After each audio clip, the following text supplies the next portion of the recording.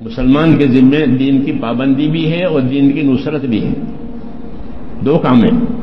اپنے دین کے پابند رہو، اس کو استقامت کہتے ہیں کہ اپنی ذات میں استقامت پیدا کرو کہ جو بھی اللہ کا حکم ہے وہ اسے پورا کرنا ہے.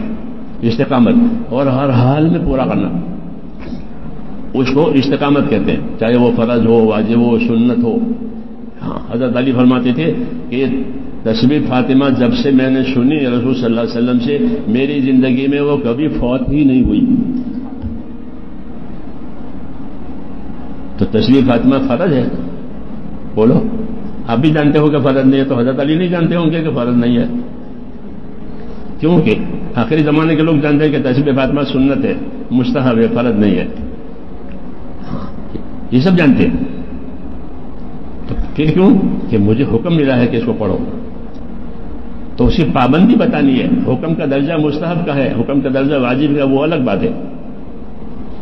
اپنی پابندی بتانی ہے. فرمایا جب سے میں نے یہ سنی ہے یہ تسبیح میری کبھی فوت نہیں ہوئی. تو کسی نے سوال بھی کر دیا، لوگ سوال پوچھنے والے ہوتے ہیں کہ فلاں میدان جنگ میں تھے اور بہت مصروف تھے، دشمنوں کے نرغوں میں تھے، اس میں رات دن، تو وہاں تسبیح پڑھی تھی؟ کہاں وہاں بھی پڑھی تھی. کہاں وہاں بھی پڑھی تھی، وہاں بھی فوت نہیں ہوئی.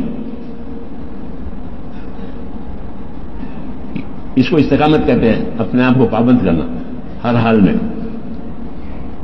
اس لیے ان حضرات کی زندگی کو جاننا اس لیے ضروری ہے. حالانکہ وہ جانتے کہ مستحب ہے، فرض نہیں ہے. وہ چھوڑ دے گا تو گنہگار بھی نہیں ہوگا، کیونکہ مستحب کے چھوڑنے سے گنہگار نہیں ہوتا. اپنا نفع ہو یا اتنا ہی. جی ہاں، پھر بھی اتنی پابندی ہے. کیوں کہ حکم ہے کہ اس کو پڑھو. یہی مزاج ہے، اس کو ایمانی مزاج کہتے ہیں. کیا کہتے ہیں؟ ایمانی مزاج. یہ مقصود ہے اس کام سے، تبلیغ سے، کہ مزاج مسلمانوں کا ایمانی مزاج بنے. جی ہاں، ایمانی مزاج میں اطاعت کے سوا کچھ نہیں، کہ ہم تو اللہ رسول کے معنی کے جائے کچھ ہو جائے. جیسے شکاری جانور ہوتا ہے، اس کا شکاری مزاج ہوتا ہے، تو وہ اپنا شکار کرے گا.